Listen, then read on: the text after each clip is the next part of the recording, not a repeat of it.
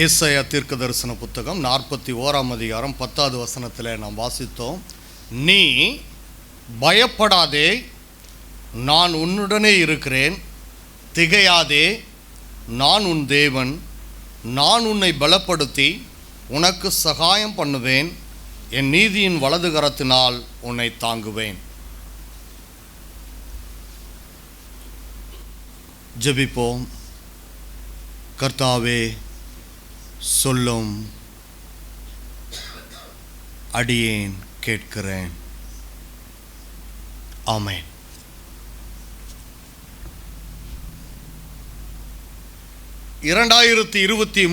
ஆண்டு சென்று போய்விட்டது.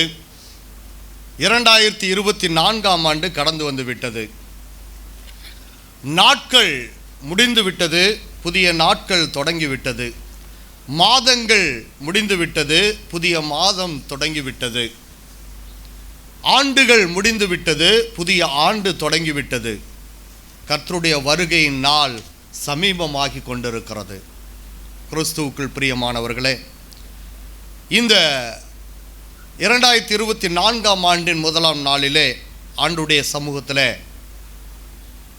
அவரை ஆராதிக்க கடந்து வந்திருக்கிற நம் யாவருக்கும் ஆண்டவராகிய இயேசு கிறிஸ்து அற்புதமாக நமக்கு கொடுக்கிற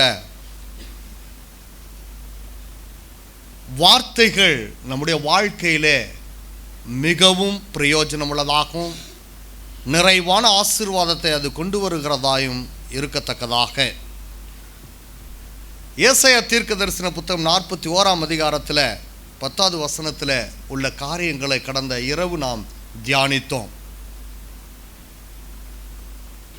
ஆண்டவர் நம்மோடு கூட இருக்கிறவராய் இருக்கிறார். அவரே நம்முடைய தேவனாய் இருக்கிறார்.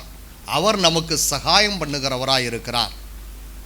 ஆகவே நீ திகையாதே, நீ பயப்படாதே, நீ பலப்படு. ஸோ ஆண்டவர் நமக்கு கொடுக்கிற வாக்குத்தத்தங்கள் ஒன்றும் மாறாததாய் இருக்கிறது.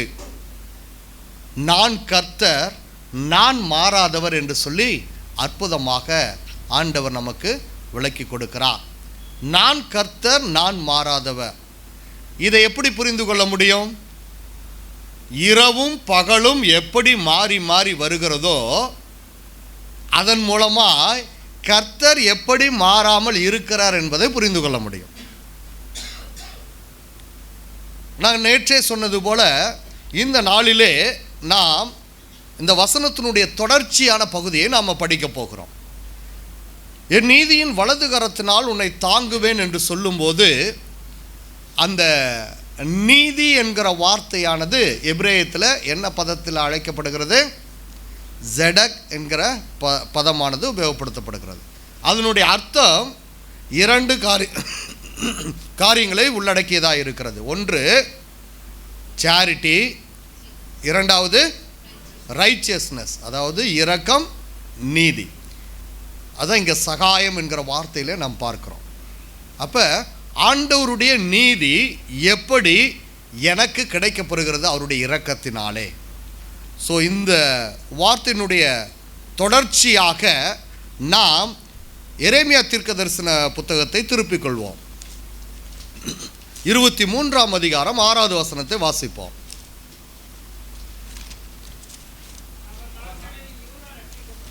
அவன் நாட்களில் யூதா ரட்சிக்கப்படும், இஸ்ரவேல் சுகமாய் வாசம் பண்ணும். அவருக்கு இடும் நாமம் நமது நீதியாய் இருக்கிற கர்த்தர் என்பதே. அவருக்கு இடும் நாமம் நமது நீதியாய் இருக்கிற கர்த்தரே. So our righteousness of God, அதாவது அவருக்கு இடும் நாமம். தேவன் நீதியுள்ளவர், நீதியாய் இருக்கிற நம்முடைய தேவன், நீதியாய் இருக்கிற நம்முடைய தேவன் என்று சொல்லி நாம் சொல்ல முடியும். இப்போ நீதியாய் இருக்கிற நம்முடைய தேவன், இதை தான் பல இடங்களில் நாம் சொல்ல கேட்டிருப்போம். யெகோவா சிட்கேனு, யெகோவா சிட்கேனு என்கிற வார்த்தையை நம்ம கேட்டிருப்போம். இந்த இடத்துல பயன்படுத்தப்பட்ட வார்த்தையும் ஏசாயா 41ஆம் அதிகாரம் 10வது வசனத்தில் பயன்படுத்தப்பட்ட வார்த்தையும் ஒன்றே. ஜெடக் என்கிற வார்த்தையை தான் இந்த இடத்துல ஜிட்கேனு என்கிற வார்த்தையானது பயன்படுத்தப்பட்டிருக்கிறது. இப்போ ஜிட்கேனு என்கிற வார்த்தை இந்த இடத்துல பயன்படுத்தப்பட்டதன் மூலமாக அதில் சொல்லப்படுகிற அர்த்தம் என்னவென்றால், நீதியா இருக்கிறவர், நமது நீதியா இருக்கிறவர். நூ என்கிற எழுத்தில் அது முடியும் என்றால், எபிரேயத்தில் ஒரு வார்த்தை முடியும் என்றால் நமது, நம்முடைய என்று சொல்லி பொருளாகும். கா என்கிற எழுத்தில் முடியும் என்றால் அவர், அதாவது அவர்களுடைய என்று சொல்லி நாம் பார்க்க முடிகிறது. உங்களுடைய, அவர்களுடைய, கா என்கிற எழுத்தில் முடியும். இப்போ இந்த இடத்துல சிட்கேனு என்கிற வார்த்தை சொல்லப்படும் போது ஜெடக் என்கிற வார்த்தையிலிருந்து தான் இந்த சிட்கேனு என்கிற வார்த்தையானதும் வருகிறது. இதனுடைய அர்த்தம் என்ன அப்படின்னு சொல்லி நாம் புரிந்து கொள்வோம் என்றால், நீதியாக இருக்கிற கர்த்தர், நமது நீதியாக இருக்கிற கர்த்தர், இது அவருக்கு இடும் நாமம், அவருக்கு இடும் நாமம். இப்போ நல்லா கவனிங்க, எப்படி நீதியாக இருக்க முடியும்? நாம் எப்படி நீதியாக இருக்க முடியும்? சொல்லலாம். நாம் எப்படி நீதியாக இருக்க முடியும்?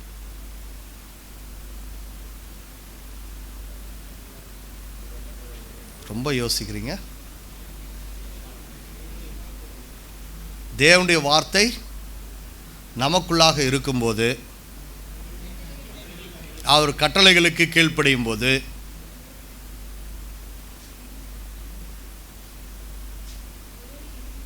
அவரோடு இணைந்து இருக்கும்போது,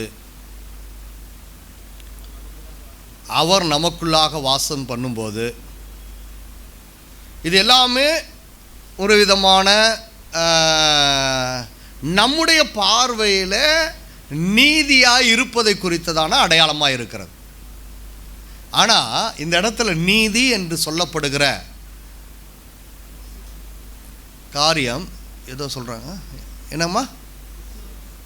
விசுவாசம். ஓகே, இது எல்லாமே நம்முடைய பார்வை, நாம் நீதியாய் இருப்பது எப்படி. So it's our understanding. ஆனால் கர்த்தருடைய பார்வையில் நீதியாக இருப்பது என்றால் கொடேஷ், பிரித்தெடுக்கப்பட்டு இருத்தல். பிரித்தெடுக்கப்பட்டு இருத்தல். உலகம் முழுவதும் புது வருடத்தை கொண்டாடும்போது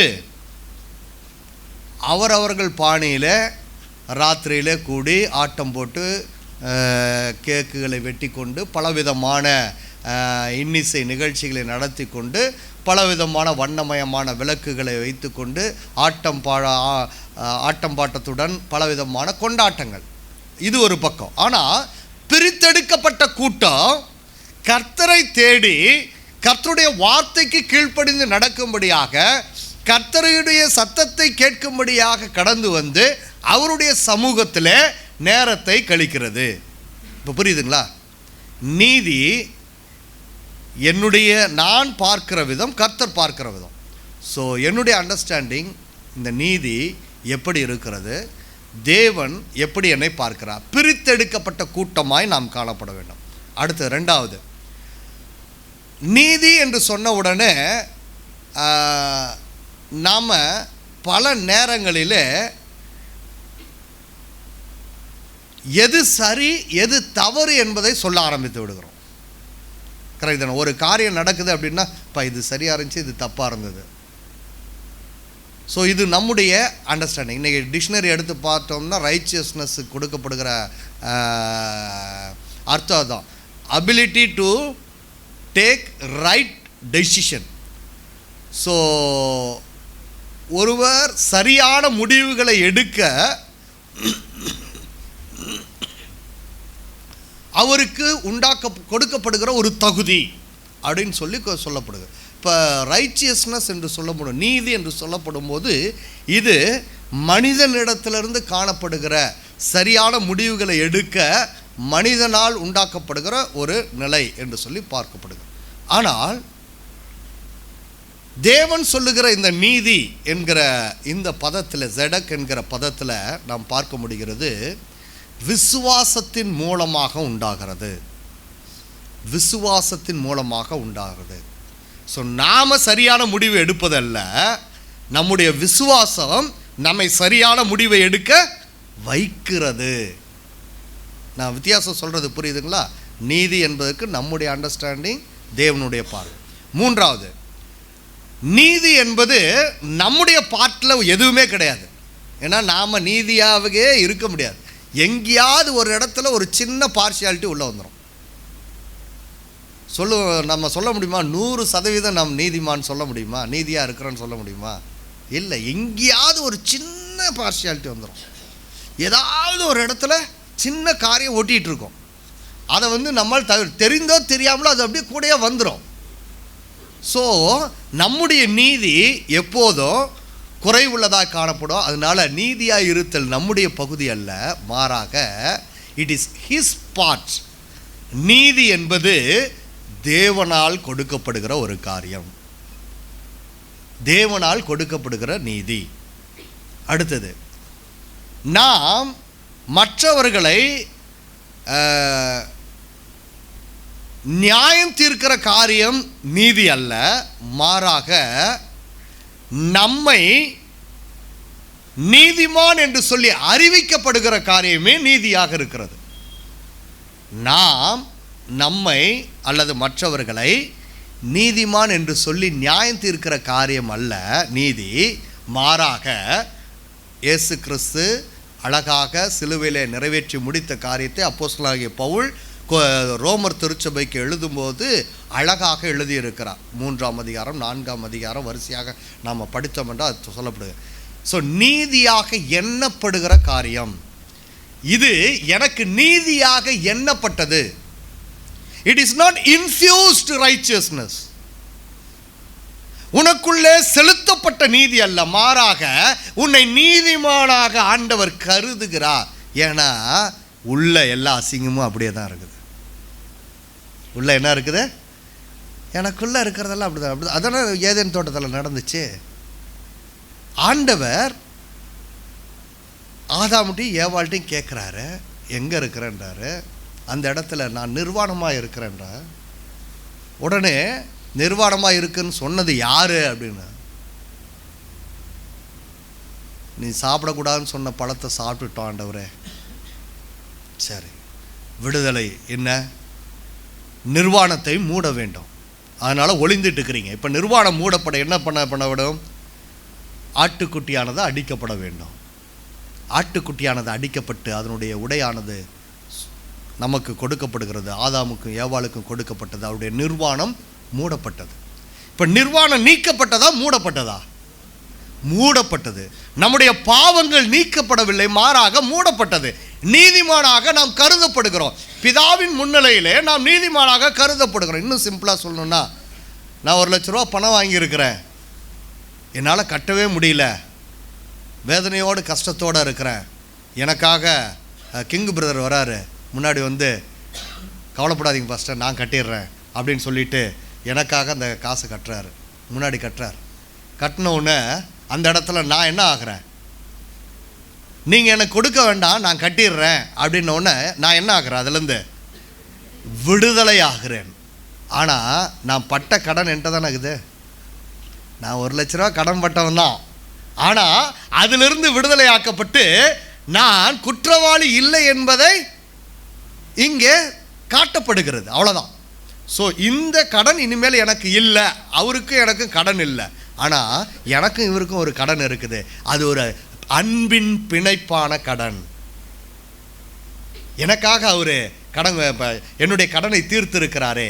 கிறிஸ்து இயேசு அதையே நமக்காக கல்வாரி சிலுவையில் நிறைவேற்றி கொடுத்தவராக இருக்கிறார். இப்போ இந்த வார்த்தையினுடைய பொருள் நீதி என்கிற அந்த ரைச்சியஸ்னஸ் என்கிற வார்த்தைக்கு நம்ம அர்த்தங்களை பார்த்தோம். இப்போ இதனுடைய முழு காரியத்தையும் தெரிந்து கொள்ளணும்னா இந்த ஜிட்கேனு என்கிற வார்த்தையை புரிந்து கொள்ள வேண்டும் என்றால், அழகாக சொல்லணும் அப்படின்னா, இப்போ ஒரு சின்ன எக்ஸாம்பிள் கிங்கு பிரதரே முன்னாடி வர வைக்கிறோம். முன்னாடி வாங்க. அவர் தான் இங்கே கொஞ்சம் ஸ்ட்ராங்காக இருக்காருன்னு நினைக்கிறேன். ஏன்னா இப்போ எளிமையாக நீங்கள் புரிந்து கொள்வதற்கு அப்படி முன்னாடி நில்லுங்க, இங்கே நில்லுங்க, இங்கே வந்து மேலே வாங்க, முன்னாடி வந்து நில்லுங்க, மேலே ஏறி நில்லுங்க, பயப்படுறீங்க. Right, okay.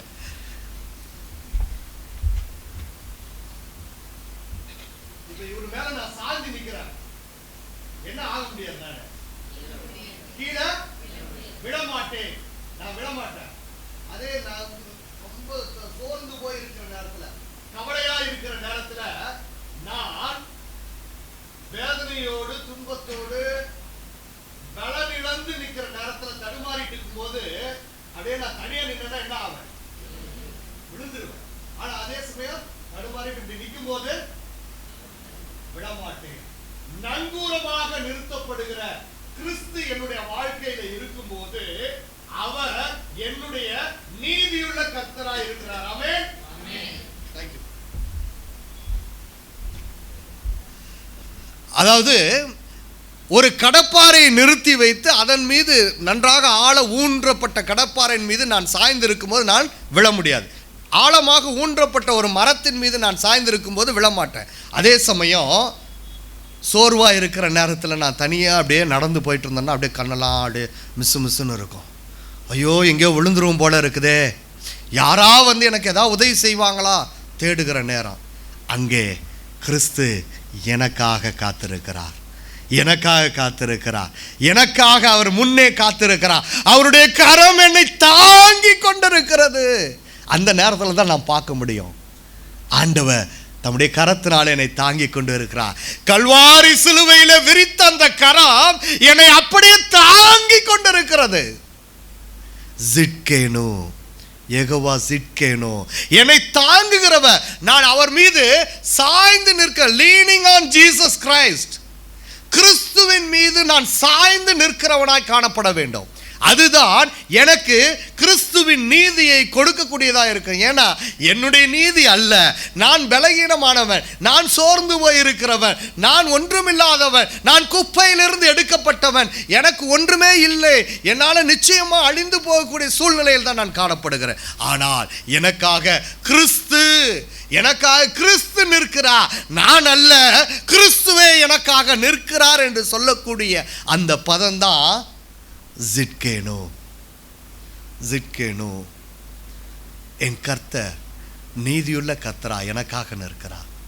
என்கிட்ட அந்த நீதி இல்லை. ஏன்னா நான் பாவத்தில் மரித்து போனவனாய் காணப்படுகிறேன், என் அக்கிரமங்களினாலே நான் மரித்து போனவனாய் காணப்படுகிறேன், என்னுடைய மீறுதல்களினாலே நான் மரித்து போனவனாய் காணப்படுகிறேன். என்னால் எதுவுமே செய்ய முடியாது, நான் எழுந்திருக்க கூட முடியாது. ஆனால் எனக்காக கிறிஸ்து நிற்கிறார், என்னை தாங்கி பிடிப்பதற்கு. அதை தான் நேற்று ராத்திரியில் நாம் பார்த்தோம். நீதியின் வலது கரத்தினால என்னை தாங்குகிறார். நீதியின் வலது கரம் எது? இயேசு கிறிஸ்து. அழகாக நாம் வாசி எபேசியருக்கு எழுதின நிருபத்தில் இயேசு கிறிஸ்துவே நீதியின் வலதுகரமாக இருக்கிறார். பிதாவாகிய தேவன் தம்முடைய வலது வாரிசத்தில் கிறிஸ்து இயேசுவை அமர வைத்து அவரிடத்திலிருந்து தம்முடைய வார்த்தைகளை புறப்பட செய்தா, பிரமாணங்கள் அவரிடத்திலிருந்து புறப்பட செய்தா, நம்முடைய எதிரிகளை அவர் மேற்கொண்டா, நமக்கு மனம் திரும்புதலையும் பாவ மன்னிப்பையும் நிறைவாக்கி கொடுத்தார், நமக்கு நிறைவான ஆசீர்வாதங்களை தந்தார். அப்படிப்பட்ட கிறிஸ்து நம்மை தாங்குகிறவராக இருக்கிறார். யெகோவா ஜிட்கேனு. அப்போஸ்தலர் நடபடிகள் புத்தகம் 13ஆம் அதிகாரம் 6-7 வசனங்களை வாசிப்போம். அழகாக இங்கே ஒரு காரியம் சொல்லப்பட்டிருக்கிறது, ஒரு நிகழ்வு. கடந்து வந்தபோது பர்யேசு என்று பெயர் கொண்ட மாய வித்தைக்காரனும் கள்ள தீர்க்கதரிசியுமான யூதனை கண்டார்கள். அடுத்த வசனம். அவன் விவேகமுள்ள மனுஷனாகிய செர்கியு பவுல் என்னும் அதிபதியினுடனே கூட இருந்தான். அந்த அதிபதி பர்னபாவையும் சவுலையும் அழைப்பித்து அவர்களிடத்தில் தேவ வசனத்தை கேட்க ஆசையாக இருந்தான். இப்போ அதிபதி தேவனுடைய வசனத்தை கேட்க ஆசையாக இருந்தான். ஆனால் அவன் அதிபதி கூட இருக்கிறவன் யாரு சொல்லுங்க? கள்ள தீர்க்கதரிசி. அந்த இடத்துல என்ன சொல்லப்பட்டிருக்கிறது? கள்ள தீர்க்கதரிசி, அழகாக சொல்லப்பட்டிருக்குது. மாய வித்தைக்காரன், மாய வித்தைகளை செய்யக்கூடிய கள்ள தீர்க்கதரிசி. ஆனால் இந்த அதிபதி என்ன நினைக்கிறான்? வசனத்தை கேட்கணும்னு நினைக்கிறான். இப்போ willing to take right decision. இந்த அதிபதியானவன் சரியான வார்த்தைகளை கேட்கும்படியாக நிற்கிறான். ஆனால் இந்த கூட இருக்கிற கள்ள தீர்க்கதரிசி என்ன பண்ணுறான்? வேணாம் வேணாம் வேணாம், கேட்காத. அவன் பேர் என்ன? அந்த கள்ள தீர்க்கதரிசியுடைய பேர் பர் இயேசு. பர் என்றால் எபிரேய பதத்தில் பர் என்றால் மகன். மகன். யேசு. யேசு யேசு என்றால் ரட்சிக்கிறவர். இப்போ ரட்சிக்கிறவரின் மகன் என்கிற பெயரை கொண்டிருக்கிற அவன் மாய வித்தைக்காரனாய் காணப்படுகிறான். யேசுவா என்கிற பெயரில் வருகிறது அது. அப்போ ரட்சிக்கிறவரின் மகனாக காணப்பட வேண்டியவன் அவன் மாய வித்தைக்காரனாக கள்ள தீர்க்கதரிசியாக காணப்படுகிறான். ஆனால் இங்கே பவுல் என்ன சொல்லி அழைக்கிறார் பாருங்க. அடுத்த வசனம் சொல்லுது, 9வது வசனம். அப்பொழுது பவுல், சொல்லப்பட்ட சவுல் பரிசுத்த ஆவியினால் நிறைந்தவனாய் அவனை உற்று பார்த்து, எல்லா கபடமும் எல்லா பொல்லாங்கும் நிறைந்தவனே, பிசாசின் மகனே. இல்லைங்க, பிசாசின் மகனே. இப்போ ரட்சிக்கிற மகனாக காணப்பட வேண்டிய பரேசு இங்கே என்ன இப்போ எப்படி காணப்படுகிறான்? த சன் ஆஃப் சாட்டன், பிசாசின் மகனாக காணப்படுகிறான். பவுல் அழகா சொல்றாரு, பிசாசின் மகனே. அடுத்து சொல்லப்படுகிறது அடுத்த வார்த்தை, நீதிக்கெல்லாம் பகைஞனே. பாருங்க, இப்ப நீதியா இருக்கிறவர் யார்? இயேசு கிறிஸ்து. அப்ப இயேசு கிறிஸ்துவுக்கு பகைஞனாய் காணப்படுகிறவர் பிசாசின் மகன். தேவனுடைய நீதிக்கு பகைஞராய் காணப்படுகிறவன் பிசாசின் மகன். அவன் தான் அந்தி கிறிஸ்து. வேதத்தில் நான் பிறக்கும் கிறிஸ்துவை வாயினாலே அறிக்கை செய்யாதவன் அந்தி கிறிஸ்து. அப்ப பிசாசின் மகனாய், கேட்டின் மகனாய் காணப்படுகிற இவன், தொடர்ந்து வாசிங்க, கர்த்தருடைய செம்மையான வழிகளை புரட்டுவதில் ஓய மாட்டாயோ என்று கேட்கிறார். ரொம்ப அழகா இங்க சொல்லப்படுகிறது. இத்தனைக்கும் யூத பாரம்பரியத்தில் வந்தவன். அது சொல்லப்படுகிற அவரை பற்றி சொல்லப்படும் போது சொல்லப்பட்டிருக்கிறது, பரியேசு என்னும் பேர் கொண்ட மாய வித்தைக்காரனும் கள்ள தீர்க்கதரிசியுமான ஒரு யூதனை கண்டார்கள். யூதன் என்று சொல்லிக்கொண்டு அந்த இடத்துல மாய வித்தைகளை செய்யக்கூடியவனாய் இருந்தான். அவனை பார்த்து தான் பவுல் சொல்றாரு, பிசாசின் மகனே. ரொம்ப ஒரு கொடூரமான வார்த்தை. இப்போ அந்த அதிபதியினுடைய நிலைமை எப்படி இருக்கும்? ஆனால் இப்படிப்பட்டவனையா நான் கூட வச்சிருக்கிறேன். நிறைய நேரங்களில் நம்ம கூட இருக்கிறது யாரு? நம்ம கூட இருப்பது யார்? பேரு வேணா இயேசுன்னு இருக்கலாம், பேரு வேணா அற்புதம்னு இருக்கலாம், பேரு வேணா ரொம்ப சூப்பராக இருக்கலாம். ஆனால் அவன் பிசாசின் மகனாக காணப்படுகிறானா? நம்மை புரட்டுகிறவனாக காணப்படுகிறானா? வேதத்தை புரட்டுகிற கூட்டத்தில் சேர்ந்தவனாக இருக்கிறானா? நம்முடைய கூட்டம், நாம் சேருகிற கூட்டம் எப்படிப்பட்ட கூட்டமாக இருக்கிறது? அதை தான் அப்போஸ்தலனாகிய பவுல் இந்த இடத்துல எச்சரிக்கிறார். பிசாசின் மகனே, கர்த்தருடைய செம்மையான வழிகளை புரட்டுவதில் ஓயமாட்டாயோ? உடனே அந்த இடத்துல ஆண்டவருடைய வல்லமையுள்ள கிரியை நடைபெறுகிறது. அவன் கண்கள் மூடப்படுகிறது. உடனே அவன் தடுமாறி கொண்டிருந்த நேரத்தில் அவனுக்கு கைலாகு கொடுக்கிறார்கள். அப்பொழுது 12வது வசனம், சம்பவித்ததை கண்டு கர்த்தருடைய உபதேசத்தை குறித்து அதிசயப்பட்டு விசுவாசித்தான். இப்போ நல்லா கவனிங்க, அந்த அதிபதி கர்த்தருடைய வார்த்தையை கேட்க ஆவலாக இருந்தான், நீதியை தேடுவதற்கு. இந்த மாயவித்தைக்காரனோ கர்த்தருடைய நீதியை தேடாதபடிக்கு கேட்டின் மகனாய் காணப்பட்டான். அவன் கர்த்தருடைய வார்த்தைக்கு எதிராய் நின்றான். இப்போ நல்லா கவனிங்க. அவனுடைய கண்கள் குருடாக்கப்பட்டது. உடனே அவனுக்கு என்ன தேவையா இருந்துச்சு? அவனுக்கு ஒரு உதவி தேவை. இப்போ யெகோவா சிட்கேனு அந்த இடத்துல அவனுக்கு உதவியாக வந்து நிற்கிறான். அவருடைய வார்த்தையின் மூலமாக அவருக்கு அந்த நீதி கிடைக்கப்பெறுவதற்காக அந்த இடத்துல அந்த அதிபதிக்கும் அந்த மாயவித்தைக்காரனுக்கும் ஆண்டவருடைய கிரியை நடக்கிறதை நாம் பார்க்கிறோம். அந்த இடத்துல அநேகர் கர்த்தருடைய வார்த்தைக்கு கீழ்ப்படிந்து வந்தார்கள் என்று சொல்லி நாம் பார்க்க முடிகிறது பிரியமானவர்களே. அப்போ யெகோவா சிட்கேனு அப்படின்னு சொல்லும்போது நீதியாயிருக்கிற கர்த்தர் நேரடியாக நாம் மொழியாக்கம் செய்யலாம். ஆனால் என்னுடைய வாழ்க்கையில் சிட்கேனு என்று சொல்லப்படும் போது ஆண்டவர் எப்படி இருக்கிறாரு?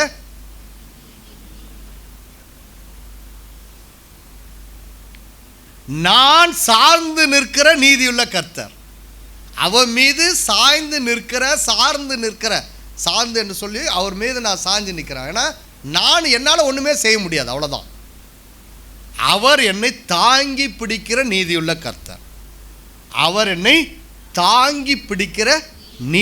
கர்த்தர்.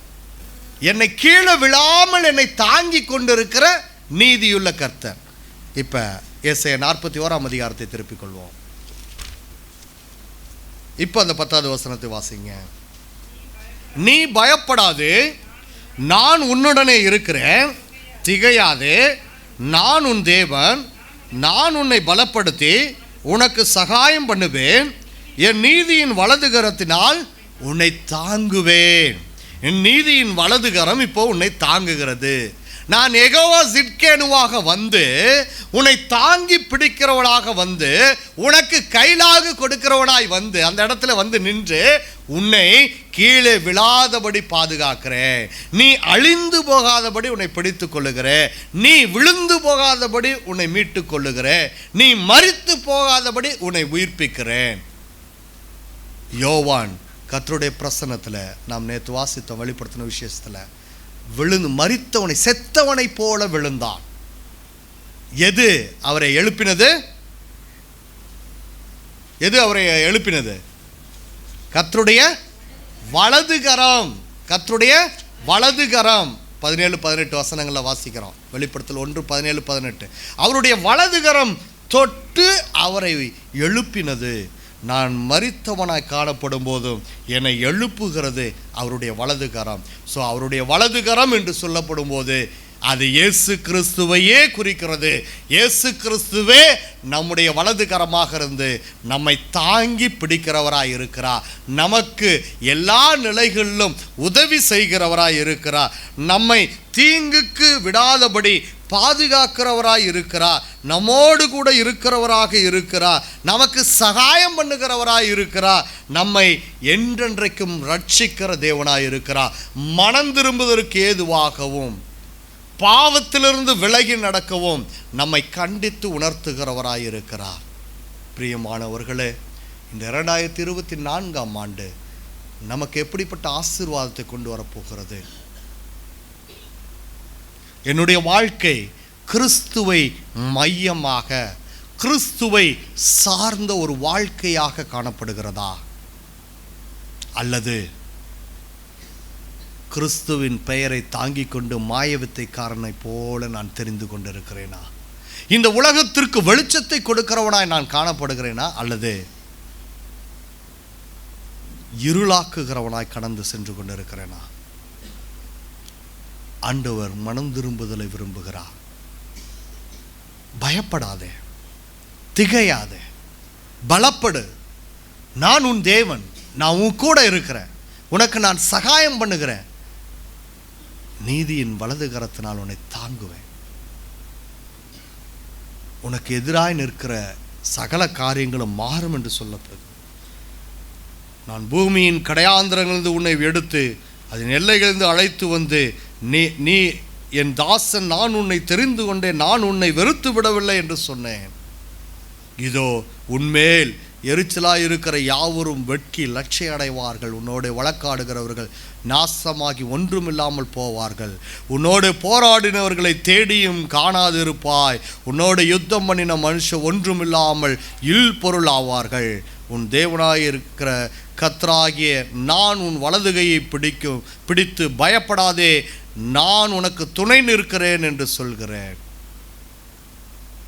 ஆண்டவர் தம்முடைய வாக்குத்தத்தங்களினாலே நம்மை அனுதினமும் தாங்குகிறவர், அனுதினமும் காக்கிறவர், அனுதினமும் நம்மை வழி நடத்துகிறவர். ஆகவே இந்த நாளிலே நாம் எடுக்கக்கூடிய தீர்மானம் என்ன? நேற்று இரவிலே அழகான தீர்மானத்தோடு நாம் கடந்து சென்றோம். புதிய ஆண்டை நமக்கு தந்திருக்கிறார். அந்த தீர்மானம் நமக்குள்ளே உறுதிப்பட்டிருக்கிறதா? என்ன தீர்மானத்தை நாம் எடுத்தோம்? கர்த்தாவே சொல்லும் அடியேன் கேட்கிறேன். எல்லாம் சத்தமாக சொல்லுங்க. கர்த்தாவே சொல்லும் அடியேன் கேட்கிறேன். வேற எதுவுமே தீர்மானம் கிடையாது. நான் அதை விட்டுருவேன், இதை விட்டுருவேன், அதெல்லாம் ரெண்டாவது, அதெல்லாம் அழிந்து போகிறது. ஆண்டோடைய வார்த்தைக்கு நான் கீழ்ப்படியாதபடி, ஆண்டோடைய வார்த்தையை நான் சார்ந்திராதபடி, கிறிஸ்துவை நான் சார்ந்திராதபடி, ஆண்டவர் மீது நான் சார்ந்திராதபடி நான் இருப்பேனே என்றால் நான் விழுந்து போகிறவனாய் காணப்படுவேன். ஏன்னா தீர்மானம் எடுக்கிறது பெருசு இல்லை, அதில் நிற்கிறது தான் பெருசு. என்னுடைய பேச்சு, என்னுடைய சிந்தனை, என்னுடைய செயல்பாடுகள் கர்த்தருடைய சித்தத்தின்படி அமைய